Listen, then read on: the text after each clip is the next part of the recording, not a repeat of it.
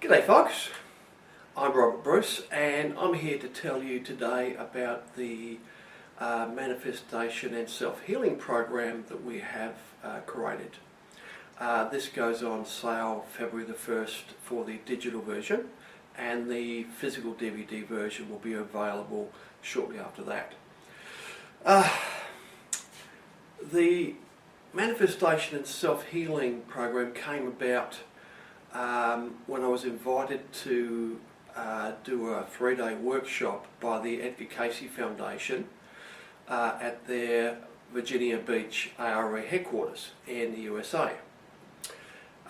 This was in January 2009, and this was supposed to be a full house of a few hundred people.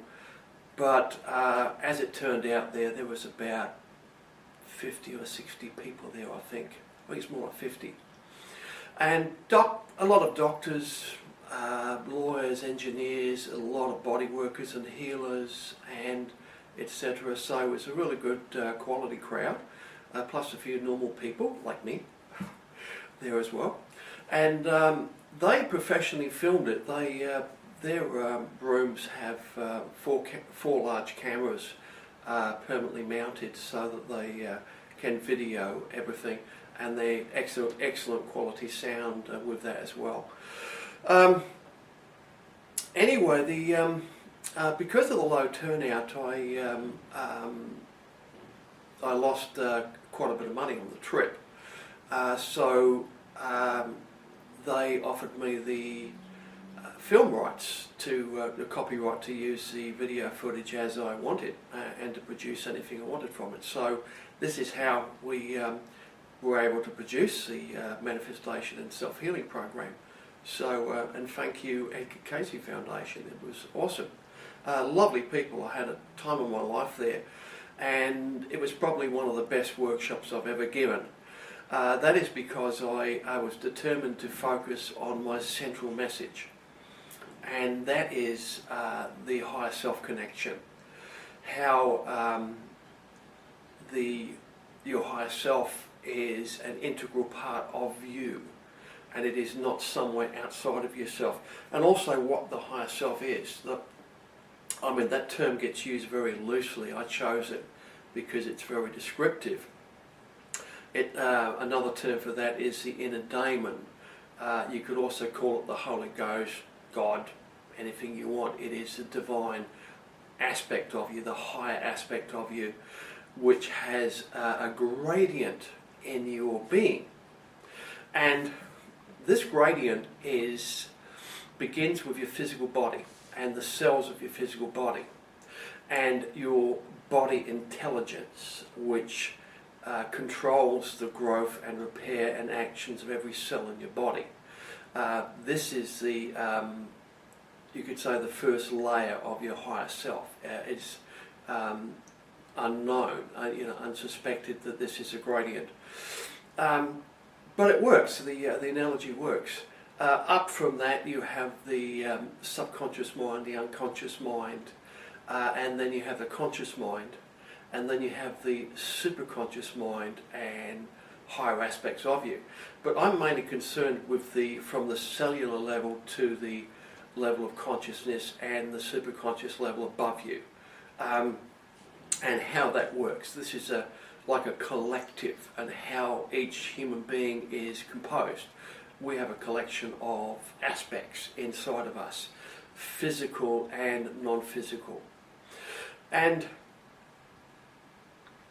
your higher self is not anywhere else. It is unsuspected because we share the same brain and the same body and the same mind. The higher self is the silent observer behind you. It sits there inside of you, all around you. It is the great I am within you. And because it is so much a part of us, I mean, you look inside your own mind and your own body, you don't see it, you don't feel it, because it sits there observing your life. And because it is unsuspected and no attention is paid to this. It just observes, and it will occasionally act and help with healing and changes in life direction. It's like you could say, one, it is like your internal guidance system, and two, it is, you could say, like your spirit guide, your guidance. It helps you, guides you through your life. And in fact, the actions of what most people think are their spirit guide are not the actions of any independent spirit we're connected with. It can be in rare exceptions, but usually it is your own higher self acting. And that includes phenomena, miracle healing and all kinds of things. And general life guidance. I mean, for example, and this happened to a friend of mine, for example, he got up in the morning and decided to leave his car at home and caught the bus. And while he was waiting for the bus, it started to rain. And a very nice young lady who was at the same bus stop, it was open, there was no shelter there, offered to share her umbrella with him.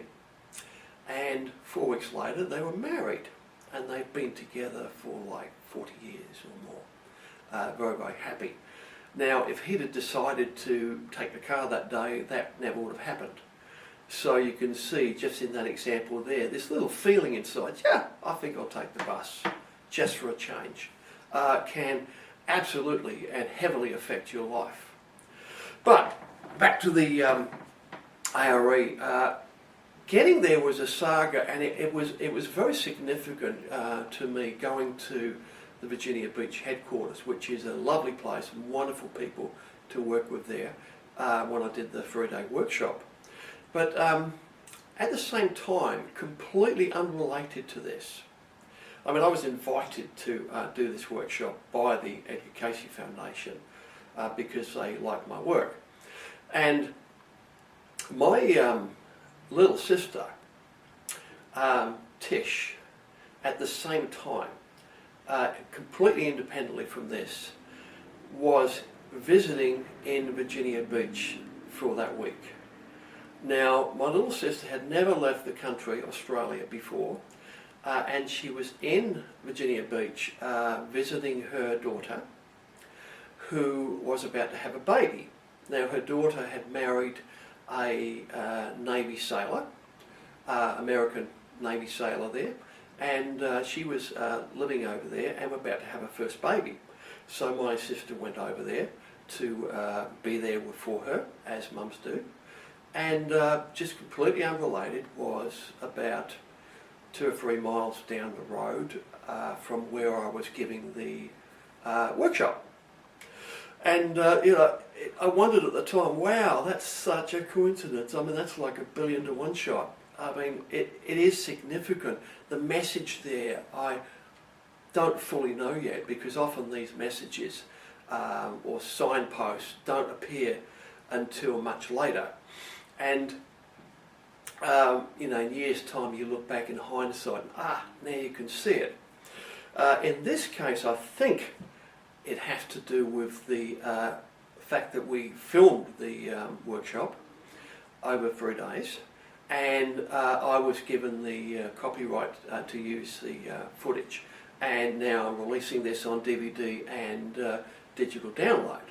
So, and this is my first step into a commercial part of the world. I mean, up until this point, most of my work has been altruistic, and even the workshops and that I've given around the world, I've by and large lost money on the whole venture over the year, because the expenses outweighed the honorariums, and sometimes things don't work out as they seem. So that was the last workshop I was planning to give, and I haven't done any since, apart from a small workshop I did here in Australia, which we had a few people turn up to, which was quite nice, but again, I didn't make a great deal of money out of it. In a natural sense, I suppose I'm not a very good businessman. I'm too focused on my work and writing and consulting via email and the 1,001 things that I do online for free. And but at this time of my life, I had a nudge from my higher self in an astral experience, and where a master appeared to me and suggested that I move in a more commercial direction. Well, not move in a more commercial direction.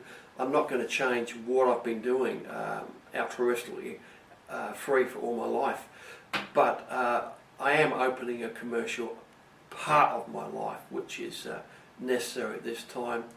And in that experience, I even saw Tim, my business manager, who is doing wonderful work pulling all this together, and it never would have happened without him.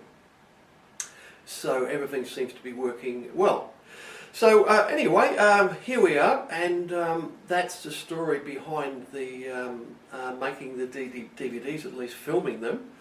And now, almost 2 years later, we've my son Jesse, who has a small business, Paracosms. He's a gifted artist and animator. He's done all the work on editing the DVDs. There was originally like 20 hours of footage, and we got that down to about 10 hours, saving all the good bits and cutting out all the boring bits. And also Jesse added some nice animations and etc. to the videos to help understand the energy work actions and what I'm explaining. Also because it's a live workshop on the Manifestation and Self-Healing program, you'll find live demonstrations, live exercises I did with the group. And on the DVD you'll see when I do a live meditation or exercise, the screen blacks out and we have some nice circles appearing, and you just get the sound, which is less distracting, because let's face it, there's not a lot to see when I'm standing there giving a guided meditation or some exercises, apart from me standing there talking and everyone's got their eyes shut normally. So we decided to blank those out and put some colourful but unobtrusive rings there, just to let people know their video hasn't broken. Now, further to the central message here, which is what the higher self connection, and there'll be more on this, I'll talk more on this a bit later. There is also the self-healing and manifestation aspects, and they go together very, very well, and they make up my central message: the higher self connection, self-healing and manifestation. Because manifestation works solely through your higher self and possibly connecting with the higher self of other people. And this is the source of all healing, and particularly important is self-healing, the ability to heal yourself. And this is called the manifestation process, using affirmations and intention and body awareness, energy work to focus that intention on your body to give healing. And it is most important that you start with the self-healing as you are learning to connect with your higher self and begin the realization process, which is the staggered progressive process of coming to know your higher self, beginning the internal dialogue, talking to your higher self and affirming what you want. And by affirming self-healing, you are using the manifestation process here.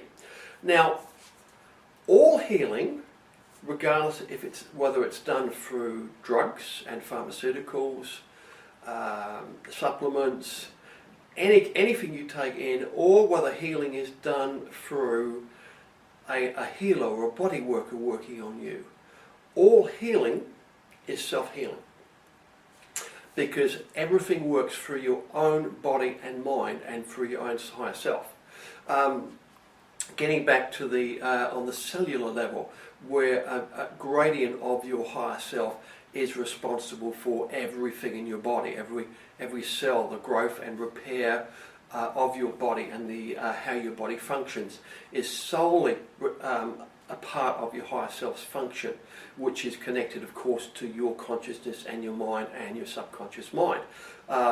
It's a complex equation here if you take into account psychology, the subconscious mind, your entire life, all the traumas and core hurts you've had, how you think, your belief system, and how this works with your higher self, and how this affects you on the cellular level. But getting back to how, for example, a healer works, if a healer gives you healing, their higher self, you could say, generates subtle energy within them, which is projected into your body and mind, and into your energy, body and mind. This, plus the healer's intention and belief, very, very important. Nothing works without that. The healer's energy, intention and belief project energy, subtle energy, into you, which triggers changes in your own higher self at the cellular level to manifest healing changes in your body. Now, pharmaceuticals and modern medicine do exactly the same thing. They introduce drugs and chemicals into your body. Pardon me. They introduce drugs and chemicals and other things into the physical body, which cause an effect on the cellular level, which has a healing effect. This may reduce the symptoms of pain, like analgesics and painkillers, which mask it, but the end result is you feel less pain. They may regulate your blood sugar, they may regulate your high blood pressure, they may do all kinds of things to alleviate symptoms, to change the way your body works. And some drugs will heal conditions. So given this supplement or drug, your body will react to that by healing a certain condition. Antiviral drugs, for example, will help to suppress or to kill a virus in your body. Or bacteria, if you have a bacterial infection which on its own, unattended, could severely damage you or kill you. Used to be very common in days of old. You get an infection, it spreads, and you die. So you introduce the drug, antibiotics, which stimulate your immune system in a particular way to kill that particular bacteria, and you live. But as it is stimulating the cells of your physical body to do this, to fight off the bacteria, so your white blood cells and that kill off the bad guys. But this is all working through the cellular level, which is under the control of your higher self. Now, with the right stimulation and the right connection, a powerful enough connection with your higher self, you can do exactly the same thing as drugs and medications do, solely with intention, using intention, body awareness, actions, energy work, and affirmations to target particular things in your body. So, moving on a little bit, the workshop focuses mainly on this, very, very thoroughly, to hammer home the central message. And many of the people who were there, some of them I'm still in contact with, have got feedback from many people there, have said this workshop was absolutely life-changing, and that they've incorporated many of these practices into their into their daily life. Because this work is not only extremely logical, but when you start working with it, you discover that it is very practical, very easy to do, and very effective when it starts to work. And the more you get it to work by manifesting self-healing and other things in your life, you find the stronger your belief and your faith becomes in this, which means the more strongly you are working with your higher self, and the stronger are the results, becomes more effective. There is no other way to go about this process than to start walking the talk and changing your beliefs and ideas and intentions by doing the work and getting success, by getting results. And every time you get some success, you find your beliefs will change a little bit, and over a period of time that will get stronger and stronger, and the stronger it becomes, the stronger a manifester you will become, and the stronger a self-healer you become, and the more stronger a healer you'll become. More stronger, that doesn't kind of work, does it? But the better healer you become, because as a healer, being a good healer is all about having faith in yourself and in the process, and whether you know it or not, and connecting that intention with your higher self, so that this miracle healing energy and ability can flow through you. As I say, it's a very logical process, and when you start working through it and manifesting this, you'll become better and better at it. The workshop also contains a bunch of smaller topics as well to interspace this. They all relate to manifestation and self-healing in some way, different aspects of it, and that includes the manifestation of psychic abilities, the chakras, working with them, using the manifestation process.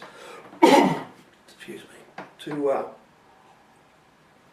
Using the manifestation process to develop psychic abilities and to overcome addictions the easy way, to adjust your body weight up or down without dieting, solely for the use of intention and affirmations.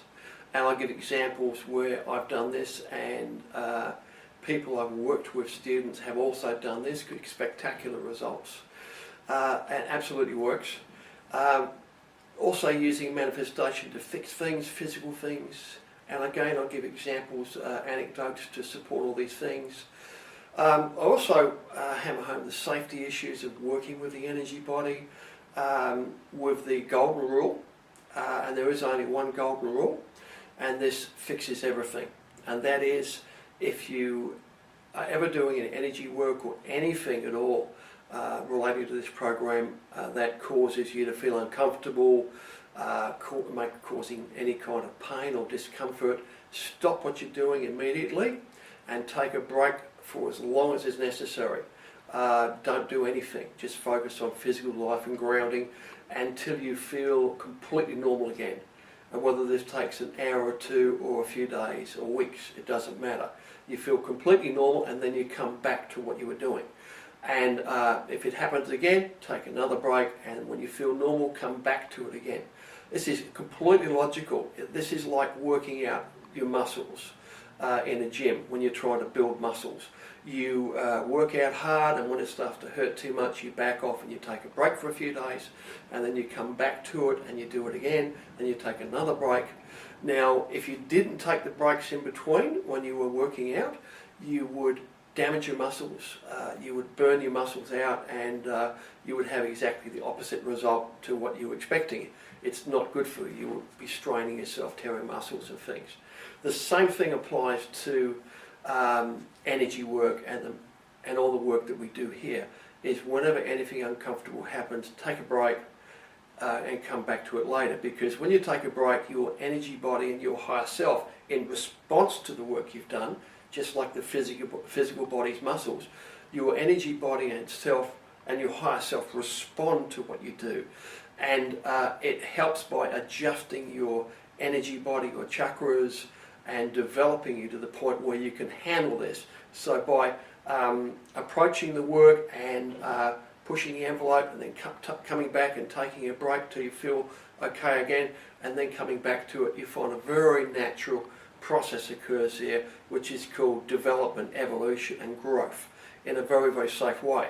And I've been teaching this stuff for many years now, and this has solved just about everything that any average person can hope to come across. Rare exceptions, of course, come up, 2 or 3 cases over the thousands I've taught over the years who have had pre-existing problems that have become worse by doing energy work. And the solution there again is to stop energy work. And in those few cases there, the golden rule didn't help because the problem kept coming back every time they approached it. So the solution was to take that a step further and stop all energy work and spiritual development exercise and focus solely on physical life and other things. And that fixed the problem in all cases. So yeah, that's the golden rule is very, very interesting. It also works with an unseen level of your higher self, whereby your higher self, which controls all the filters in your body and mind and your chakras. I mean, these filters are there by default to help keep us human beings grounded here in the physical world. Everybody is born with them.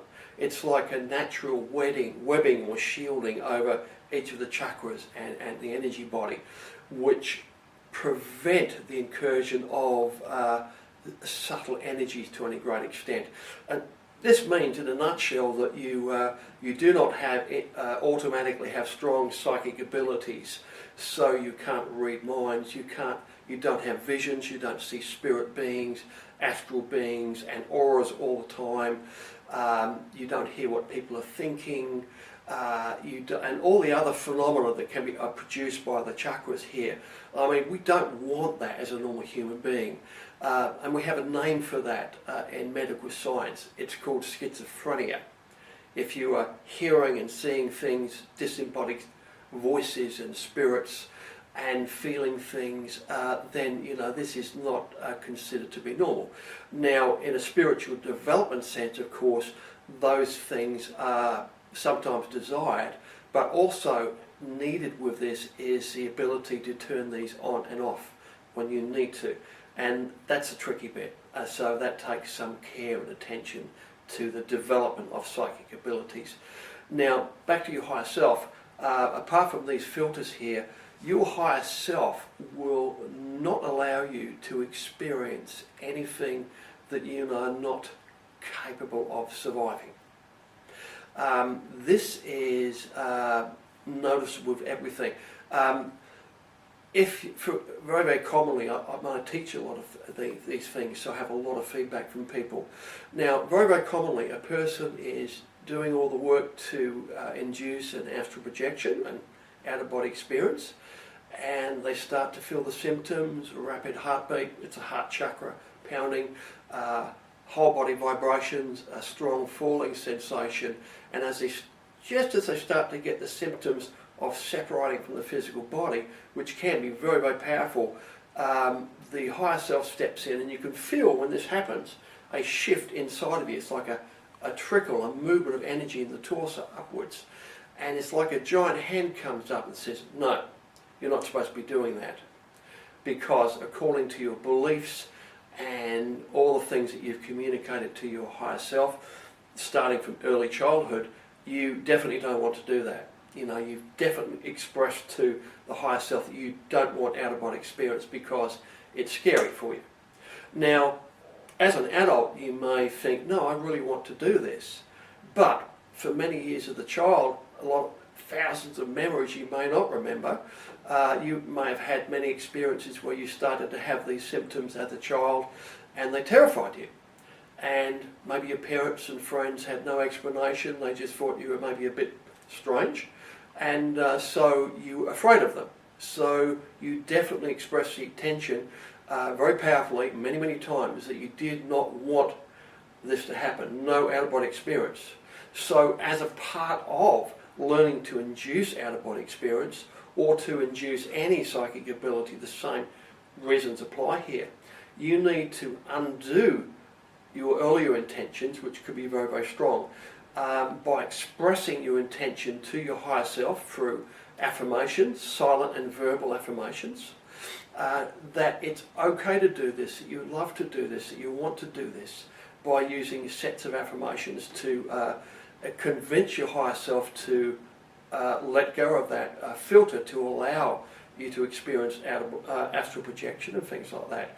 And the same applies to energy work, activating the chakras to higher levels, to the psychic abilities and phenomena which are a part of this development process. Because you can do all the exercises right and work on this extensively for an hour or two a day for a long time, and you may find you'll get to so far with the development and activation of your chakras and clearing energy blockages and that, and you want to spiritually develop, but you'll get so far and your higher self shifts in and says, nope, stop that. No activation of Kundalini, no psychic abilities, no astral projection, because it's like a lawyer. Very, very clearly, hundreds of times when you were a child, you said, no, stop this, I don't want that. You know, take it away, please God, stop it. And so I've got it in very firm authority, your higher self would say, that you definitely don't want this. And so, a big part of my approach to spiritual development of the energy body and that, whether it's psychic abilities, clairvoyance, astral projection, awakening Kundalini, all of those things, a big part of that, if you're following me here, must absolutely involve getting your higher self on side, getting the permission of your higher self to proceed. Now, this also includes the fact that your higher self is very, very wise. If you have psychological traumas inside of you and a lot of core hurts and psychological conditions which would be worsened by spiritual development, the activation of these chakras, then the higher self won't budge here. Even though you're doing all the affirmations and convincing it, it's saying, you've undone the childhood intentions expressed to stop this happening, but you still have all this trauma and all this mess and psychological issues in here. If you activate your brow center to the level you want, this is all going to be released to a higher level, and it's going to really severely screw you up. So the higher self says, no chance. Well, what it doesn't say, I'm saying this is what it could say, logically. And the only way around that is to do the inner work, which is to gain inner knowledge through meditation and working with yourself and your own psychology.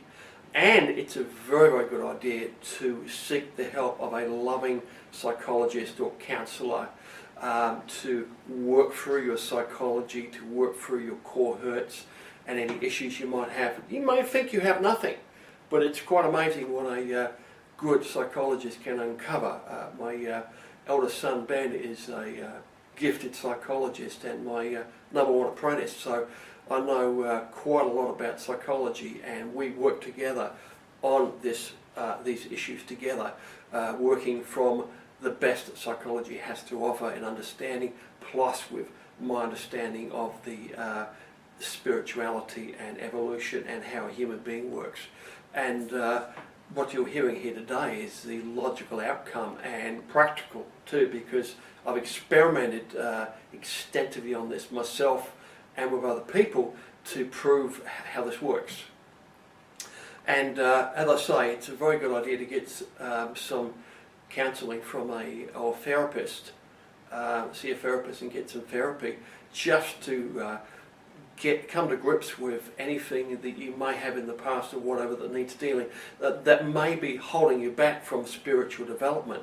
Because many people I've worked with over the years have often spent 10, 20 years trying to develop themselves, and then the penny drops and they get some therapy for a few months and bang, have some realizations and epiphanies about their own psychology and overcome some issues, and then wow, their spiritual progress takes off leaps and bounds from that. Because you cannot separate your psychology and how your mind, your conscious mind and your subconscious mind work. You cannot separate that from your energy body and the chakras and your higher self. It is all a part of the one collective organism which you are, which we all are. We are all a collective, you could call it, of different associated parts which make up the whole that we call a person. You or me or anybody else is a person. Each is a collective here. And if you lay this out like on a graph here, from the physical body and the cells of the physical body, beneath that, before you're even born, is the energy body and you could say the energetic aspect of your higher self working on the cellular level. Then you have the subconscious, unconscious mind above that, and this supports your conscious mind. And then above this again you have the your higher self and super consciousness here, which we are not privy to most of this gradient. We are privy to the conscious mind only. We have glimpses of the subconscious through dreams and glimpses of the super consciousness through miracles, manifestations, spiritual experiences and phenomena, glimpses. But we are not privy to that information. We are locked in here. So a big part of spiritual development must be is to understand and consolidate your consciousness and your subconscious mind and your psychology in order to expand into the higher self and superconscious levels safely. And another aspect of this is also your beliefs. It's also love. Love is a big issue, particularly self-love, loving yourself and loving your body. Every workshop I do, I ask people to put their hands up. Do you love yourself authentically? And you'd be surprised how few hands go up. And I ask people the hard questions and they say, no, why don't you love yourself? Oh, I'm too fat, I'm too out of shape, or, I've got all these issues I'm dealing with and I'm just a bit of a mess and I can't love myself until I'm better. Or it might be, oh, I'm really poor, I'm struggling in my career and things aren't going well, I've made all these mistakes and I just can't love myself until I'm perfect. Well, guess what, folks? I've got some news for you. You are never, ever going to be perfect while you're human. Because it's totally human to make mistakes, to err, to screw things up, to do all kinds of things. It's all about learning. I mean, the meaning of life is very, very simple. You point to the meaning of life. What is it? It's very, very simple. Based upon the only evidence we have. The only thing that you take with you when you leave this life are your memories and your experiences and how it's affected you. That's all you take with you. Everything else falls to dust.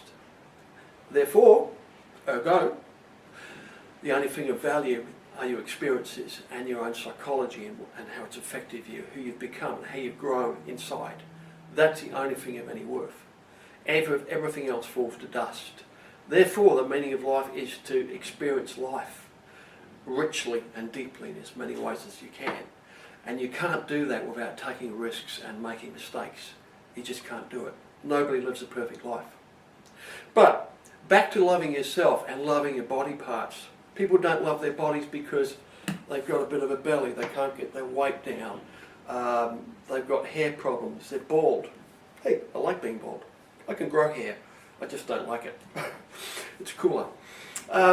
They don't like things about their body because they're not perfect for some reason, and they have the opinion that they just don't do it. Now, I had never really thought about loving yourself until about probably 3 years ago. Somebody asked at a workshop one day, and it hit me then. I had a realisation, the epiphany, the bells went off, that I'd never really considered that, and I looked at myself fairly inside, taking a little break, mid-sentence, and I realised I didn't love myself because I wasn't expressing that I loved myself. I wasn't treating my body very well. It was my lifestyle, and that was reasonably self-destructive. I wasn't eating right, I drank too much, I smoked, and things, so definitely not expressions of love. So this goes on to, we're all like this in some way, there's bits of us we don't love. I mean, people, whatever part of their body they don't like, they wish it wasn't there, they wish it was better, they ignore it, and some people downright hate it. They've got a sore knee that has plagued them for years, and it's stopped them playing tennis and riding a bike and doing the things they love. So they hate it. They think, oh, I hate your knee, Guess what, folks? After all I've told you here today about how your collective works from the subconscious level, the cellular level, up to the superconscious level, if you're expressing anger and hatred towards a body part, that's not really going to nurture it and help it to heal itself. Or at the very least, some people just, the injured area fades in the background and they never think of it. They take painkillers, immobilise it, whatever, and they just don't think about it. So there's no expressions of nurturing and self-healing there ongoing, which would stimulate the higher self on the cellular level to begin the self-repair process. And the physical body is capable of repairing anything. I mean, your higher self, your whole collective, manufactured you from like a single cell, which divided from, following your DNA blueprint from the ground up. It created you, it structured you, built you, every cell in your body, and it repairs you and keeps you alive. So cellular repairs, anything. If you want to heal a broken bone or damage this or damage the nerves, anything, an injured organ, it is possible to heal it, whatever it is, when you start working with your whole collective and getting the whole miraculous aspects of you working on fixing yourself. And if you can fix yourself, you can help other people as well, because that belief and intention will flow into your ability as a healer. Getting back to the program again, some of the other topics I deal with are the mind's eye space, the area inside of your head when you close your eyes and feel, which is like another dimension, very, very important for the work we do, flowing onto the body image. And the body image work we do is based upon the energy work, body awareness energy work, which puts you in touch with your physical body. Is the importance of the physical body again. And when you start doing energy work and you get a good handle on it, you start working with your whole body and all its parts, you'll find if you close your eyes, you can actually see it in your mind's eye. Everybody can do this. I mean, close your eyes and just gaze straight ahead relaxedly and move your hand out to the side and, out of your view here. Don't look at it, but just open your fingers, turn your hand around, and just be aware. Just gaze, relax straight ahead behind your closed eyes, and move your hands like this, and your arms, and then your feet and your legs, without looking directly at them behind your closed eyes. So no shadows are involved. But do this, and you'll be aware of movement in your mind's eye, visual movement. You'll see something moving. A pale outline of your hand when you open and close the fingers appears, and you'll be aware of the outline of your arm and the rest of your body and your legs and your feet as like a pale image inside of you. And this is the first step with progressive energy work that gets stronger and stronger and stronger. So when you close your eyes, that view of you gets stronger, and you will start to see skin and hair and fingernails and contours and textures and all kinds of things on that level. And that's, like you could say, the first level of non-physical sight, and it's an excellent way to practice this. We also deal in the program a little bit with out-of-body experience, astral projection, and the mind split, and how all that works. These things are related to everything, so the topics come up when people ask questions like, how does this relate to that? We also deal with miracles, miracle healings, phenomena of the energy body. We also deal with using energy tools and the elements, and other topics, too numerous to mention here, smaller topics. Someone asks a question, I give a 5-minute reply, and you could say that's another topic. My workshops tend to be very spontaneous and free-flowing as I go, so it tends to meander a little bit here and there. And this is why I was so pleased with this workshop, that I managed to keep the focus in the majority in higher self-connection, manifestation and self-healing. And all the other lesser topics, you can say, are there in support to give you a broader supporting understanding of how these things work and fit together. I mean, because after all of these things, every spiritual topic you can imagine involves you, your physical body, mind, your collective, your higher self. it involves you as a spiritual being on some level. So in that sense, everything is connected. Now, I think I've talked for quite long enough here. It's time